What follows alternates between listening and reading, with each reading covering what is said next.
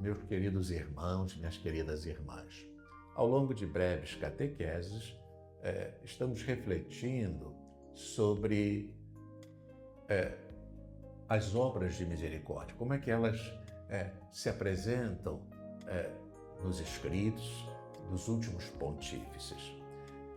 Quero lembrar, para dar todo o contexto, que na palavra do bispo de dezembro de 2025, no nosso jornal Pilar, sob o título Casa Bom Samaritano, nós assim a concluímos, aquela palavra do bispo de dezembro do ano passado, com os votos de que floresça o desejado projeto Obras de Misericórdia. Desejamos oferecer uma sua fundamentação bíblico-teológica. E, naquela ocasião, esclarecíamos: trata-se de assegurar a mística indispensável para o projeto. E então indicávamos que iríamos proceder em dois momentos: o Catecismo da Igreja Católica e as Obras de Misericórdia, os Jubileus e as Obras de Misericórdia. O primeiro momento foi considerado na palavra do bispo de fevereiro deste ano, tendo como fonte o Catecismo da Igreja Católica e limitando-nos a compartilhar seus próprios textos, procuramos apenas recordar, para deixar bem firmado, bem assentado, que as obras de misericórdia são as ações caritativas, pelas quais socorremos o próximo em suas necessidades corporais e espirituais. Na palavra do bispo de março, passamos a considerar o segundo momento, os jubileus e as obras de misericórdia. E começamos então por expor, na palavra do bispo de março, o significado de jubileu. No mês seguinte, abril, consideramos o jubileu do ano 2000. Em seguida, no mês de maio, detivemos sobre o jubileu extraordinário da misericórdia. Em junho, examinamos o jubileu de 2025, o jubileu da esperança, para aí colher os apelos às obras de misericórdia. Encerrado o percurso que nos propunhamos, nós julgamos ser oportuno ainda, poderíamos dizer a título de moldura, oferecer brevíssimos textos de padres e doutores da Igreja relativos às obras de misericórdia. O exemplo relativo às obras de misericórdia de São Vicente de Paulo, Santa Teresa de Calcutá e Santa Dulce dos Pobres. E ainda, em terceiro momento, referências dos últimos pontífices à misericórdia e suas obras.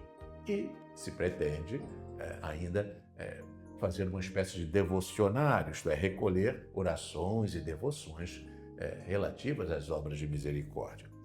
E na palavra do bispo de julho, nós já apresentamos os dois primeiros pontos, ou seja, textos brevíssimos de padres e doutores da Igreja sobre as obras de misericórdia e o exemplo relativo às obras de misericórdia dos três santos aos quais me referi: São Vicente de Paulo, Santa Teresa de Calcutá e Santa Dulce dos Pobres. Depois passamos já a refletir sobre, percorrendo os pontífices de São João XXIII. Essa é a nossa pretensão, até Leão XIV, algumas referências à misericórdia e suas obras. E já partilhamos aqui as referências do Papa São João XXIII, as referências do Papa São Paulo VI, e hoje gostaríamos de brevemente considerar o Beato João Paulo I. Um brevíssimo pontificado de apenas 33 dias e marcado por uma insólita e, ao mesmo tempo, significativa escolha de nome, a opção do binômio João Paulo, expressão de uma especial referência aos pontífices São João XXIII e São Paulo VI. Tal escolha marcou a de seu sucessor, Karol Wojtyła, que assim se justifica sobre a escolha do nome João Paulo. Escolhi os mesmos nomes que havia escolhido o meu amadíssimo predecessor. Efetivamente, quando a 26 de agosto de 1978 Ele declarou ao Sacro Colégio dos Cardeais que queria ser chamado João Paulo. Um binômio deste gênero não tinha antecedentes na história do papado. Já então, reconheci nisso um eloquente bom auspício da graça sobre o novo pontificado.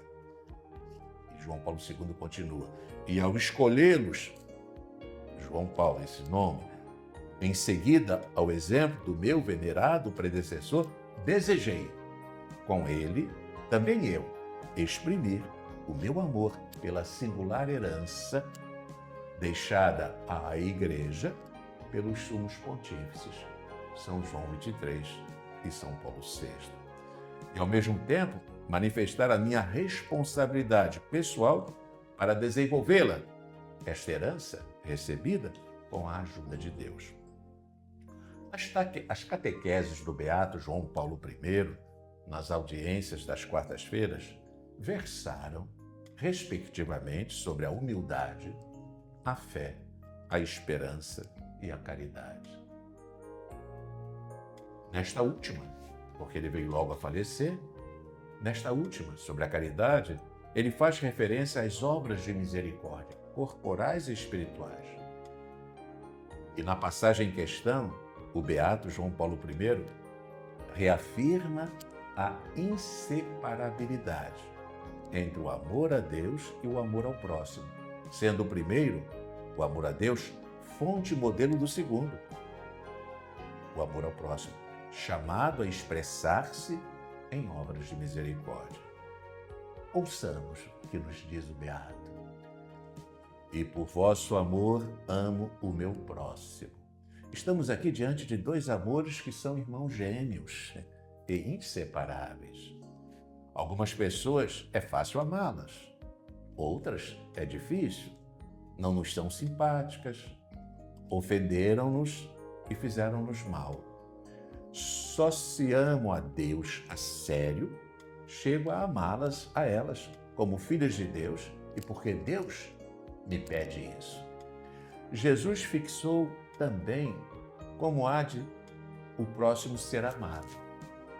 Quer dizer, não só com o sentimento, mas com obras. Este é o modo, disse. Perguntar-vos-ei, tinha fome e vós destes-me de comer quando assim estava faminto? Visitastes-me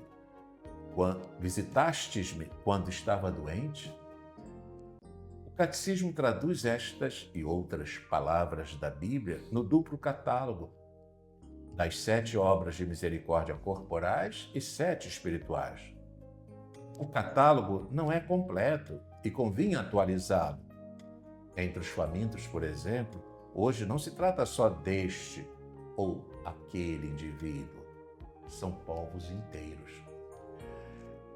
O Papa, então, o Beato, reafirma a inseparabilidade entre o amor a Deus e o amor ao próximo. E conecta-se com a Populorum Progressio de Paulo VI, que enfatiza, Paulo VI, o elo entre caridade e justiça, e declara constituir escândalo intolerável a corrida armamentista. Ouçamos o Beato João Paulo I. Todos nos lembramos das notáveis palavras do Papa Paulo VI. Os povos da fome dirigem-se hoje de modo dramático aos povos da opulência. A Igreja estremece perante este grito de angústia e convida cada um a responder com amor ao apelo do seu irmão. Neste ponto, a caridade junta-se à justiça, porque, diz ainda Paulo VI, a propriedade privada não constitui para ninguém um direito incondicional e absoluto. Ninguém tem direito de reservar para seu uso exclusivo aquilo que é supérfluo, quando a outros falta o necessário. Por conseguinte, torna-se escândalo intolerável qualquer recurso exagerado aos armamentos. À luz destas vigorosas expressões, continua João Paulo I, vê-se quanto indivíduos e povos estão ainda longe de amar os outros como a si mesmos, que é o mandamento de Jesus. E João Paulo I ainda reflete sobre o mandamento do perdão e sobre a sede de progresso no amor que Deus estabeleceu no coração humano, no coração de cada um de nós. Ouçamos João Paulo I. Outro mandamento: perdoar as ofensas recebidas. A este perdão, quase parece que o Senhor dá preferência sobre o culto. Se fores, portanto, apresentar uma oferta sobre o altar, e ali te recordares que o teu irmão tem alguma coisa contra ti, deixa lá a tua oferta diante do altar e vai primeiro reconciliar-te com o teu irmão. Depois, volta para apresentar a tua oferta. As últimas palavras da oração são estas: ó Senhor, ame-vos eu cada vez mais. Também aqui, a obediência ao mandamento de Deus, que estabeleceu no nosso coração a sede do progresso. Das palafitas, das cavernas e das primeiras cabanas, passamos às casas, aos palácios e aos arranha-céus.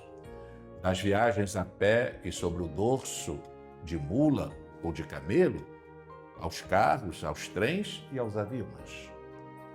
E deseja-se progredir ainda com meios cada vez mais rápidos, atingindo metas mais e mais altas.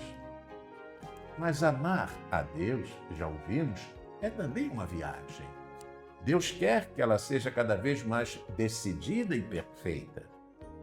Disse a todos os seus: vós sois a luz do mundo, o sal da terra. Sede perfeitos, como o vosso Pai Celeste é perfeito. Isto significa amar a Deus não pouco, mas muito. Não parar no ponto a que se chegou, mas, com o seu auxílio, progredir no amor. Queridos irmãos e irmãs, que esta